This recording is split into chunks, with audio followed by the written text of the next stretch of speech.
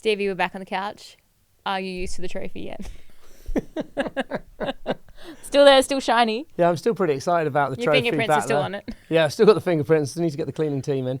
But no, I know what I had been noticing between episodes is these steering wheels. They're quite pretty cool as well, aren't they? Quite high tech. Slightly different game than the carbon tiller I was used to. Anyway, but yeah, we're back.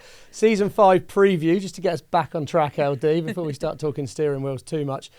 Season 5 preview, but we are interestingly going to talk a little bit about the technologies we're expecting to come into the boats this year, and we're going to get stuck in a little bit to the drivers. You know, a few losses, a few new people coming in maybe. Who do we think should be there, who shouldn't be there? So lots of us to talk about on this episode, so thanks for joining us.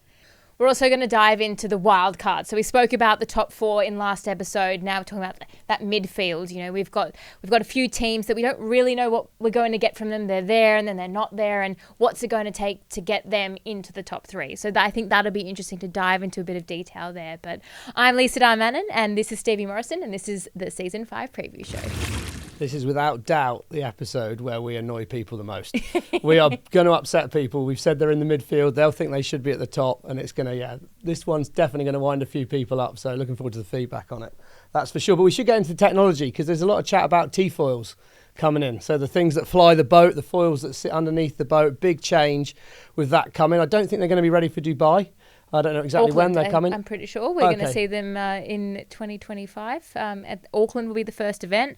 And I'm really excited because, I mean, at SailGP, we're always pushing technology, but to develop something like a foil takes quite a bit of time. To make 24 of them, one on each side of the 12 boats, is quite a lot as well. So the idea of the T-foil is to be able to reach higher speeds without cavitation. So cavitation is when the water is boiling because the boat's going so fast that the foil can't basically keep up. And I remember back to Saint-Tropez, I think it was 2 seasons ago, you'd see the foils as they come off the water and they're just flaking apart. And it was just, pushing the limit. That's where the French got that speed record, 99.94. So we heard in the testing that I think it was 102 kilometres per hour by the Canadian team on the T-foils. So I think it's really exciting. I think it'll be a big change. Obviously, great to go faster, but I think all the way through the range, it's a different force on the boat. The flight controllers have a different tool to play with. It will change.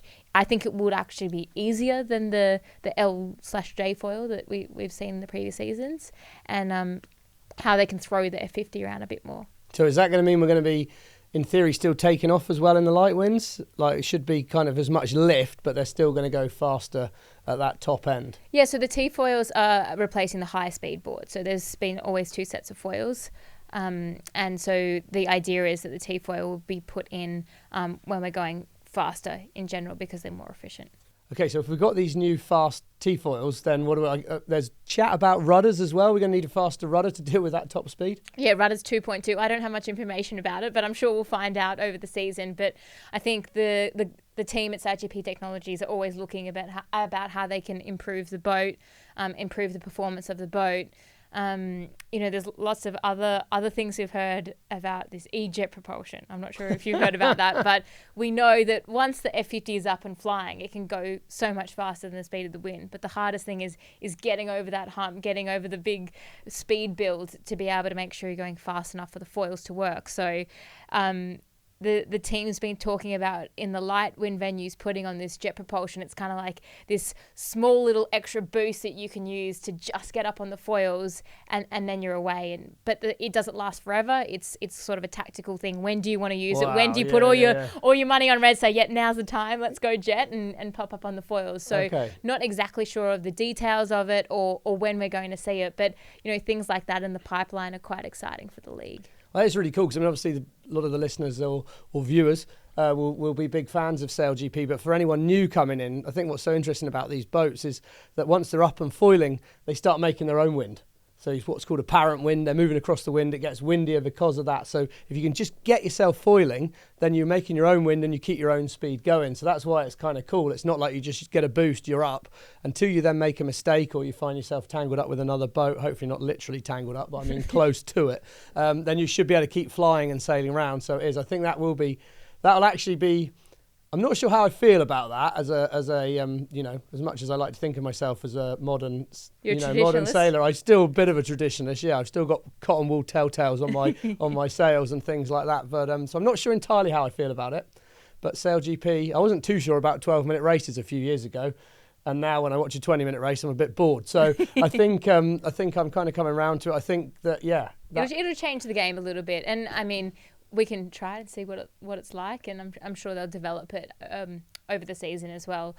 The other thing is it'll make commentating a lot easier. Oh, won't it? Yeah. Oh my days! We won't have any sail pace races. Yeah, too right. That'll be ideal. It also helps us expand venues as well. Obviously, where we are powered by nature, unfortunately, sometimes we just got to wait for wind. Sometimes we have too much. Sometimes we have too little. So we've got the wing sizes to try help that range. That was a really good change. And now a little boost button to go a bit faster. And we get the new foils. We get the rudder 2.2. Yeah. I'm hearing like a lot of load in the boats. So we broke a wing last year. Does that? What kind of? That is not my department. I think you're gonna have to go. You're not a structural engineer. I'm not a structural engineer. Oh, Lisa, sorry. I thought. But you know what? I'll circle back and come back to you throughout the season. I'll have a chat when I'm in Dubai and find out a little bit more about that. But yeah, I guess there's a lot of modelling that would go on in terms of that. They've done a lot of testing of the T-foils. E-jet propulsion, that's a new one, but I'm sure that's probably why we're not seeing it rolled out too fast. The other thing that people are using as a tool in the sailing world now is simulators. SailGP have a 3-person simulator, so they've got the driver, wing trimmer, and flight controller. Especially when we see new teams or new athletes come, that tool can be super valuable, especially if it can move around the world. We hear training time, I want more training time, but how that simulator is used to kind of upskill new athletes, development programs and stuff like that will be something that's exciting to watch. Yeah, that is cool, because when you think of Formula One and you see them actually training on the track beforehand, I suppose, can they build the specific conditions for, I've done a lot of theatre of dreams, the holy grail of sailing, Sydney Harbour, as you'll be probably stoked for me to say out there, or some welcome. of them. So yes, exactly. If you can actually get those specific conditions, can you get the wind against tide chop of San Francisco, or there's lots of obviously phenomenal venues in Great Britain, and we're coming back to Great Britain this year as well. Yeah, we are going to have an event. Excited about that. Super we don't know excited. where though yet. No, I've got some ideas. Yeah. If we want me to throw down some ideas where I'd love us to come down to Plymouth, my part of the world where we were before. Cowes, I suppose, home of sailing. Yeah, we've been there before as well. We've been there before. Yeah, Portsmouth, we've been to Portsmouth? No, we were in Cowes. Cowes and Plymouth, I think, are out to... We definitely can't do London. Did we do Portsmouth? I London can't remember, would but be we'll be back. Seriously hectic, so let's not suggest London as an option. It'd be quite good viewing, I'd have thought. But yeah, so anyway. No, it'd be cool if the simulator, you can actually get the specific venues and the sailors can get the time on tools in those conditions, because I do think one thing that is hard about this whole league is that you don't get enough time in the boat. Even for the top teams, and for sure new teams coming in, but even the top teams. I mean, it's a level playing field. It's the same for everyone, but I think the simulator, I like that. I'm onto that one. I think the simulators are getting better and better, and they're a really strong tool. So to have an F50 specific is awesome. And as you said, venue specific would be quite cool, especially if you haven't been to that venue before and you can plug in some parameters. So lots happening in the technology space. It's the athletes. The boats are all the same, essentially, and it's up to the athletes. And right now we've got some pretty good drivers that are sitting on the sidelines. Yeah, we have. Well, and the king of the unscripted drama, Phil Robertson. I mean, that guy, wow, he's not going to be with us. It's pretty far out to think that. I mean, him and Nathan Outteridge, I think, to me, I feel like, there's got to be a space in the league for them somewhere. And Nath has to be in that equation with, I'm going to really upset some people here, but I'm going to, I think Slingsby and Burling and Outteridge, you'd put, fast foiling boats. I mean, God, I'm good, yeah. Luckily, There's a lot of them out there. I don't come to any events, so I better say this one, LD, and not you, because you'll be the one that has to go to the coalface. But I think there's obviously a lot of fantastic sailors out there. There's no doubt about that. But I do think Slingsby, Burling, and then you'd put Outteridge in that thing of the real 3 top people. It's just very intuitive to them, yes. I think. And I think, Nathan's done a great job to be able to come in and be able to sail with some teams, but there's nothing like leading your own team and having something that you can develop over time. So, it'd be weird to not see them both there on the start line. Obviously, last season we only saw Nathan a few times.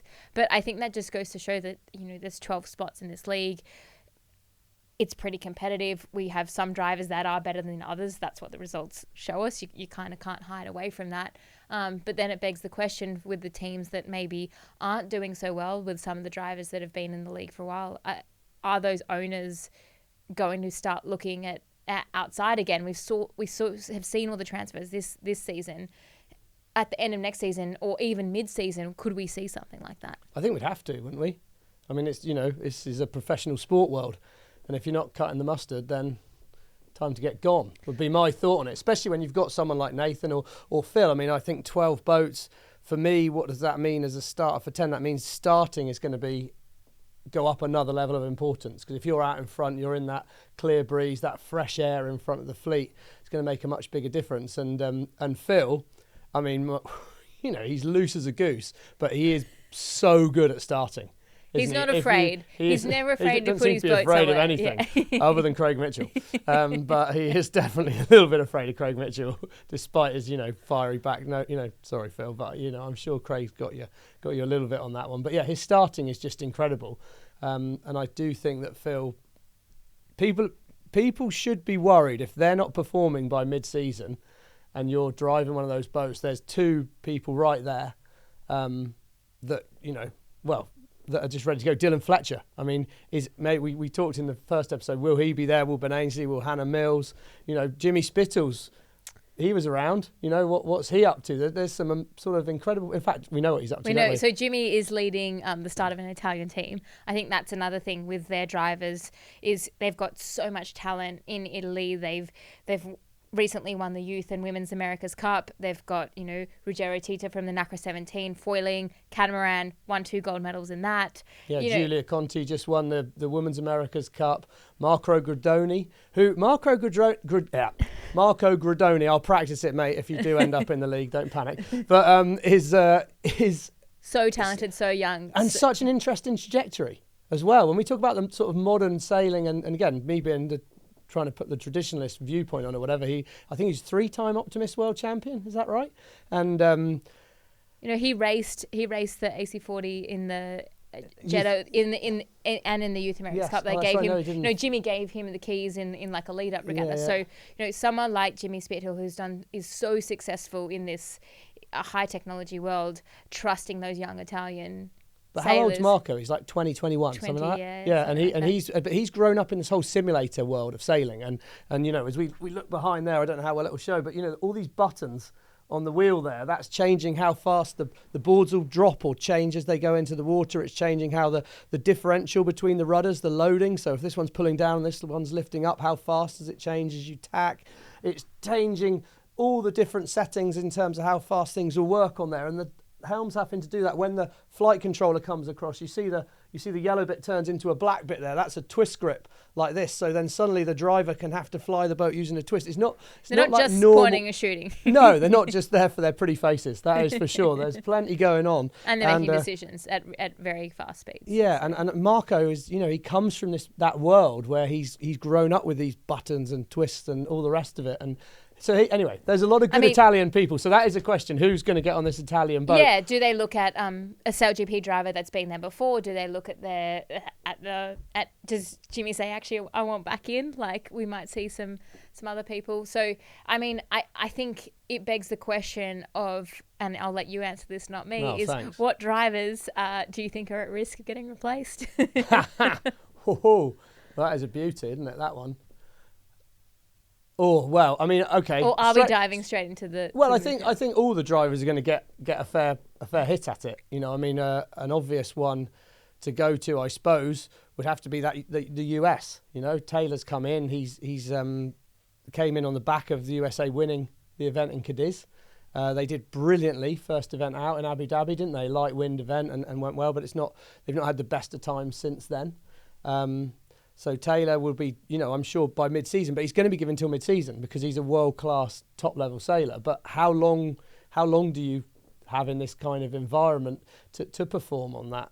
Especially when you've got big financial backers that are wanting results. I think that's the thing, and that's the thing about sport. Eventually, results will speak, and obviously it's a team, and you can't always point the finger at one person, but it's pretty hard. No, but they get the driver. credit, don't they? If you're gonna be the big, as someone that's been at the front of the boat, not the back of the boat, the driver gets all the credit. Yeah, if you're the if you want to be the name, you've got to deal with the consequence, haven't you? And I mean, another interesting one really, and I love the guy to bits and really rate him, but Contan, the French have nearly got there, but then they've not got there. Is that Contan being a little bit too instinctive, a little bit too seat of the pants, or is he? I mean, again, the French, if we sort of analyse their results from last year, they got an awful lot better in light winds, but they are predominantly a windy specialist. Should the teams be looking at the season and kind of predicting what the wind's going to be through it or whatever? So is Contan at risk if the French, they're going to miss the first event? Can they get then in and up and running into the season? I think that would be an interesting to sort of one to look at. Seb Schneider. I mean, that's again, he stepped away for the Olympics, but they came in at a similar time to they came in the Spanish team, didn't they? Similar time to Spanish, and then obviously like Eric and the German team have come in since then as well. So yeah, I think it's really tough, and even the Danish with Nikolai, like he's always he's been in finals, just hasn't been able to quite win.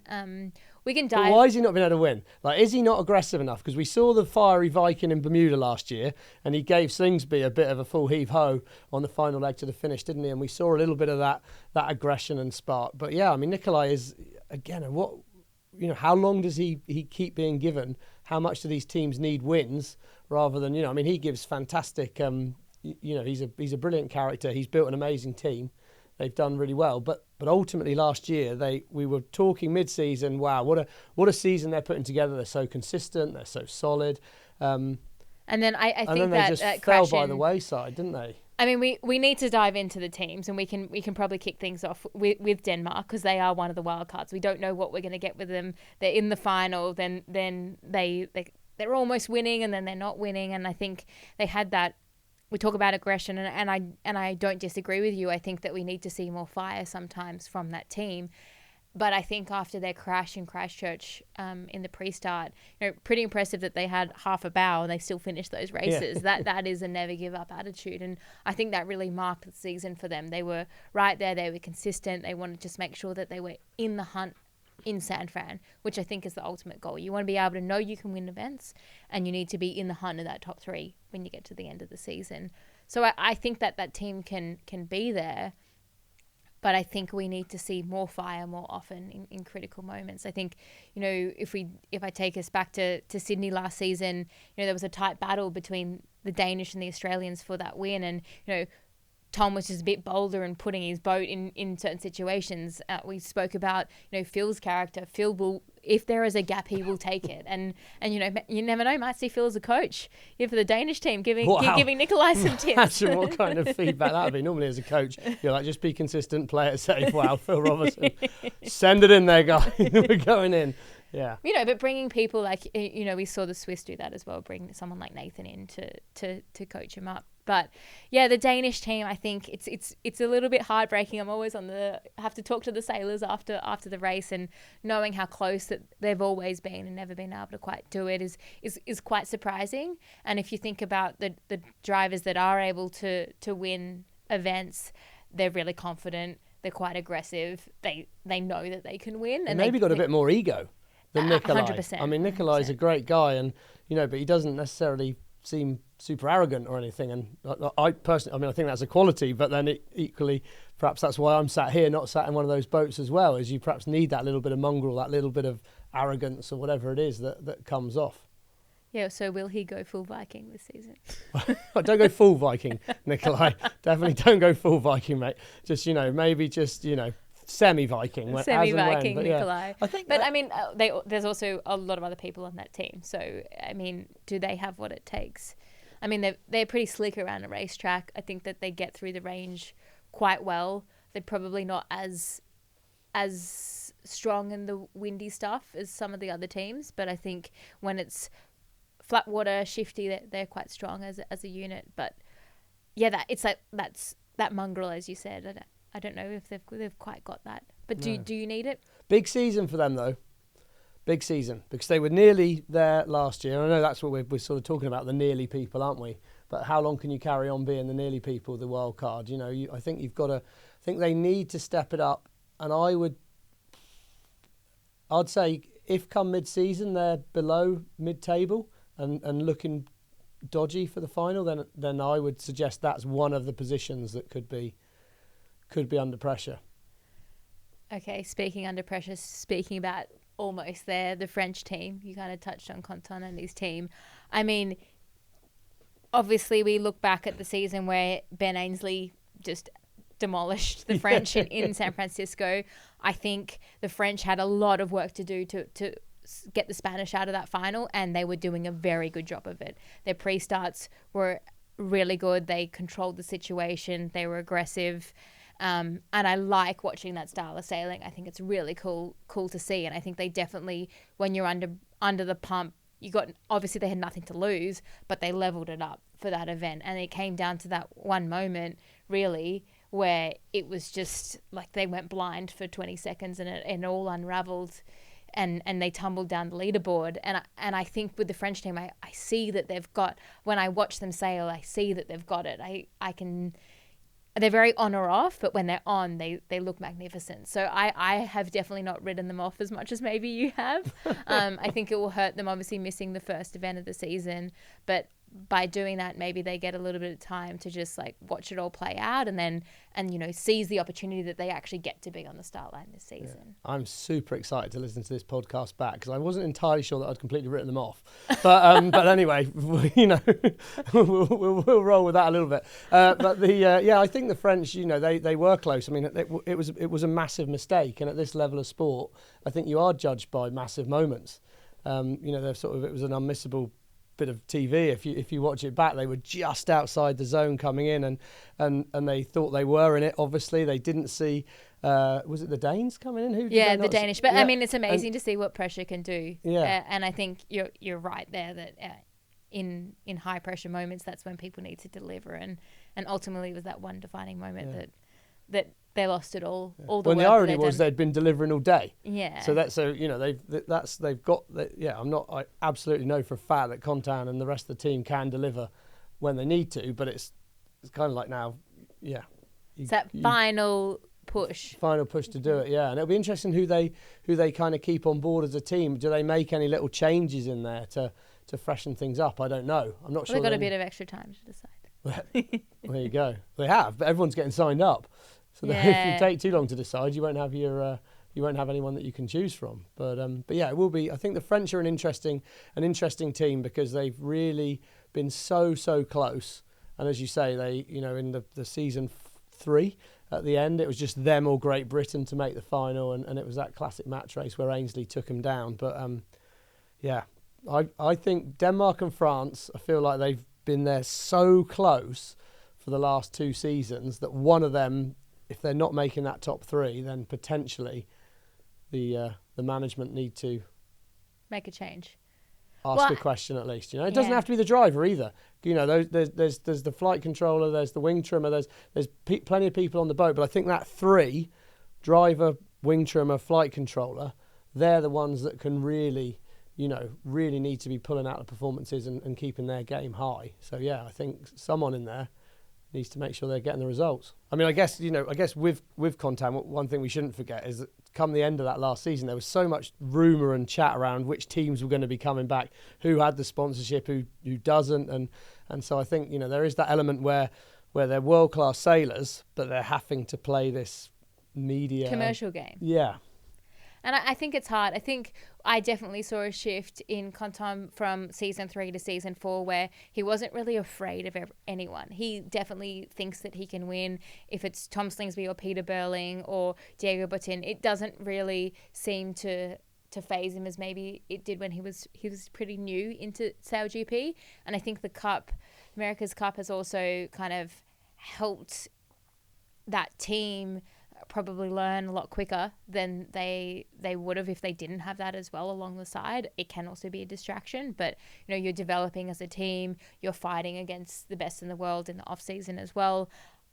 They were the first to go out of those teams, but considering their campaign, it was a pretty good fight that they put up, and the fact that they were so disappointed with it goes to show that inside of him, and they definitely think that they can do better.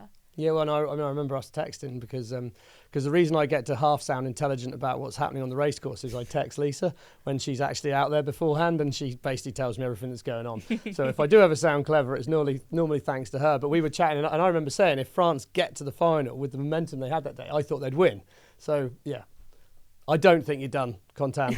You're good. I've changed my mind completely. We're back around. I think it's fine margins though, isn't it? I still think the pressure's on any of these group of boats we're talking about now, these teams. I still think the pressure's on the drivers and the big names when you've got Outridge, you've got Robertson. Yeah. Well, we're up to team number 6 of teams we think that can probably be in the final because there's so much talent there. But there's another team that's going to be pretty competitive, and that is the new Canadian team, obviously bringing Giles in, someone that won a couple of gold medals. He's also won SailGP events, obviously with a new team, but that team he's going into has also been successful in their own right under Phil's leadership. So, I mean, they could be a really strong team as well. What do you reckon? No, I think they could. The other one I'd add to that is, well, I'm not sure if we're allowed to say it anymore, but it used to call her Speedy G, but Georgia Lewin La France is back. She's back in in that strategist role, or she's one of the 2 strategists anyway at the back of the boat there, and I think she brought a lot to the team. So I think that could be quite an interesting dynamic. She was away for the Olympics, but yeah, I mean the Canadians, they had that spark, didn't they? They were fast and they were loose, and I think now it's can they be a bit less loose? Can they find that consistency? I think Billy Gooderham on the flight control, I think he's push. Yeah, he is sort of Mr. Fast and Loose. I think you're going to be fast, you've got to fly the boat high, but if you're going really fast, there's that risk of crashing, isn't there? And so I think can Giles bring that little bit more calm and consistency to the boat? I think bringing Giles, they're going to lose a little bit of that maybe flair and sort of unpredictability that you get with Phil, and potentially Phil and Billy together, in terms of that just probably pushing each other to be more loose and more full on and more fast and more fast and more fast, which is obviously brilliant. It makes you win, it makes you brilliant. It's good to watch too. But also their big problem was they had the big lows where they'd have a bit of a crash or a bump, or they'd get lost in it. And I think Giles will bring a calmness. So can Giles push himself to give that top end, that top speed, that risk-taking side against his potentially more conservative instincts, but that conservative instinct is going to help the team as a whole. Yeah, I was going to ask you, we spoke about having that, fire, that Viking or mongrel or whatever you want to call it. I mean, Giles has obviously been very successful. Do you think that he has that fight that he needs to be able to win in this like fast-paced 12-minute racing? Yeah, I mean, he's done it, but leading a team, I just think 2 Olympic gold medals speaks for itself. I feel it does a bit. I mean, when you look at that, again, you look at the top 3 last year, what's the common denominator?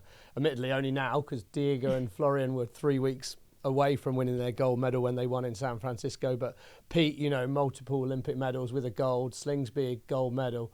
I think the one common denominator of the people that are making these finals, Nathan, when he was around, again, gold medal, silver medal, is that ability to deliver on the Olympic stage has really been the one thing at the very top of this. We've got people from other aspects of sailing, and I know that'll get picked on, but we want to get people's opinion on that anyway, I suppose. But I think Giles brings that. I don't know about the fire. I think we'll see. But the person sat next to him, Paul Campbell-James, he is aggressive, fiery, match racing background, used to sort of putting the boat in tricky, awkward positions. So I think the people that Giles has got around him are a lot of fire. So you've got the fire and you've got that inside knowing that you can win at an elite level. And I mean, it sounds like a pretty good combination. I think it could be a pretty good, now we say it, I think it could be a pretty good combination. And I think, again, with that, Giles, he did win. He had Hannah behind him, in that position as the strategist. And I think, for Georgia, for Anna, it's going to be really important that they step up and they fill that strategist role well to help paint him the picture when these things are happening really quickly. And Giles was pretty new to SailGP when he was winning events. So I think he lent on the team around him, but the team he's walking into is pretty solid. I just want to go back to sort of that winning at the Olympic level, just to kind of dive into that. I mean, we've been speaking about the drivers that are on the sideline, and I think that knowledge that you know you will win, or you know that you can win and you can perform in moments that really matter. I think what we see at Olympic level is you have so much preparation, so much training, and you've got 4 or 5 days to deliver in that moment. And I think with SailGP, the races are so tight, the training time is so limited, you don't have time to think about it. You just have to deliver. And I think that that's kind of where you see those elite sailors really kind of step up. And 12 minutes goes so fast, and you can't make a mistake, because if you make a mistake, you got 11 other boats that are going to overtake you. No, yeah, for sure. And that, and again, we did the Olympics. I mean, Phil Robertson's 2-time match race world champion. Taylor Canfield's got, 4 or 5 match race world titles. He's done it, and I think it does suit that match race background as well, with the sort of set play type style of sailing. So no one's in there that shouldn't be in there racing, but I think it's perhaps the this campaigning side, and seeing it as the long game, that needing to be a bit more consistent, which is so against what I said about the Danish, where they've had got that consistency, but they need something different. They need that little bit of spice there, and I think that Canadian team's got the ingredients. But for anyone that watches the Great British Bake Off, you know that you can have all the right ingredients, but you can still end up with a soggy bottom if you get it wrong. And didn't see that one coming, LD, did you? I'll have to tune in next time. Little bit of Great British Bake Off. That was not something I expected to find my way to today. But the ingredients are there for the Canadian boat. That is what I'm talking about. The one other thing that the Canadian team have going for them is they've been the team that have been testing the T-foils. So they were maybe a little bit disadvantaged last season because a lot of their training were on the T-foils. But you've got Billy, who has been flying on the T-foils for a lot longer of any of the other flight controllers. So I think that's an advantage for them. I think we'll see them hit the ground running a little bit quicker. It depends how different the boat really behaves. What's your opinion on that one? I think it is going to behave differently. There will be quite different skills involved, and it just can't not be an advantage, because I think that pairing between the flight controller and the wing trimmer, if you change the load on the wing, you've got to change the load on the foils. If you change the load on the foils, you've got to change the load on the wing. Those two are so dynamically linked together that CJ and Billy have had that kind of time working it, and it might only be subtly different. It doesn't matter. I think it will be actually quite different. But the fact that they'll be so attuned and linked would have been better. Again, I'm sure, this is probably another good selling point for Phil. But I mean, it feels like we're doing a bit of a recruitment exercise for Phil Robertson here at the moment, doesn't Stevie it? Morrison. Yeah. Well, no, Phil Robertson. Definitely come to me first. But he's had that time with the T-foils as well. But I think more important is the wing trimmer flight controller combination on that, and how they communicate and how they work together. I think we sort of have touched on it, but with flying a boat above the water, you want to be pushing it to the limit. You want to be as high as you possibly can, because you're reducing drag, but the higher you are, the higher risk. So I think they're going to know that limit probably a little bit more than the other teams. So we might see them push harder and maybe go faster and maybe crash too. And I don't know. They'll definitely crash, because Billy always wants to push it as high and hard as he can. That is for sure. CJ's the same. So they're going to have that, But I think knowing that limit is something that is really difficult. And so I think they'll definitely have an upper edge on that. But in saying that, we kick off things in Dubai. Teams have a little bit more training time leading into that event. It's a flat water venue. I don't think we'll see the massive advantage then. It's when we start to get into some bumpier water and the foils become, the flight controllers, all the pressure's more on them, and the foils are behaving differently, that experience will really come into plays. Yeah, I mean, I think the Canadians, they've got so much of it going on, and as I feel like now we've come towards the end of this. I'm really convincing myself everyone's great. Well, no, I've come as we get towards the end of this podcast. I'm now thinking, wow, yeah, they all can do it, but ultimately, they didn't do it last year. So what is it that they're lacking from those 4 teams that we put above them? I mean, I've always said that I think it's the unity of the 6 people on the boat being in synchronization and just everyone doing their job. at an absolute elite level. But the more we get through the seasons, I mean, the Danish team, the Canadian team, they've had time together, the French team, as a unit. So, you know, that's no longer something that they can hide behind. So I think what they don't have, and it sounds harsh, is they don't have the experience of winning. And I think, you know, you see a lot in sport. I mean, we talk about momentum, but I think about that belief that you can win. And I think having that, whether it's that fire inside or having the experience that you've done it before and you're like, yeah, I can win this thing. I think it inherently needs to be the driver, but I think everyone on that boat needs to know that they can win, and they perform like that every time that they go out on the water. I think we always look at training time and how much time has everyone had on the boat, but Denmark have had some time in Bermuda, haven't they? Well, maybe they looked at themselves and thought, okay, well, we need to be able to push this F50 more. We need to be able to push each other more, and a training camp. We can try things that we don't get to try in racing because we are a bit conservative, because we want to make sure we're there in the final. We're getting thirds, fourths, so that we can be there at the end in the top three. And so maybe I don't know what their training camp was like. We're gonna have to ask them. But I think having any extra training time any team can get is important. And you know, we saw that with Spain last year. They get the most training time out of all the teams. They were last the season before. They were a developing team. They got more minutes on the boat than anyone else, and they won the season. And so those minutes are valuable. And I'm excited to see how much difference that makes, and then it becomes a bigger commercial game because people are like, okay, well, we need to buy training time because we've got the ingredients, as you said, but what we need execution out on the water. Yeah, they do. And I think the big thing for them is just that the difference for me is that ability. There's a famous saying, isn't there, Mike Tyson, everyone's got a plan until you get punched in the face, haven't they? You know, classic Mike Tyson. And I think all of those teams, if they execute the plan and they're leading, more than capable of going away and winning the race. New Zealand, Australia specifically, Spain and Great Britain to a lesser extent, if the plan goes wrong, if they get punched in the face, they know how to pick themselves up and start punching back and finding their way through the fleet and overtake. So I think there's that element of how do we build in that little bit of freestyle that when we're coming 10th in the race, 9th in the race, we turn that into a 4th or a 5th. Yeah. Exactly. That's the difference between those teams right now and getting to the top and making it into that final race at the end of the season. So yeah, that there you go.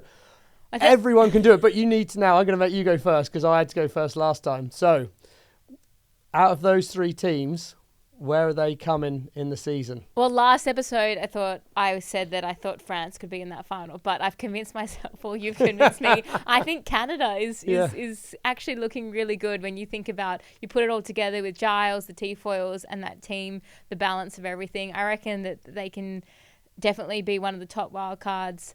And then I'd probably go France, then Denmark would be the order of these three that can take a top three spot at the end of this season. Yeah. I mean, I could not be more confused right now, to be perfectly honest. I mean, I just feel like, I've taught myself, you've taught me, I don't know, I couldn't tell. Has anyone else been talking? Just the voices in my head. Well, everyone can let us know what they think, but what do you think first? I know. The trouble is, I really want the Danish. I do too. Because I just, they're such a nice team and they've had such a good sort of ethos that I believe in of progression and going through.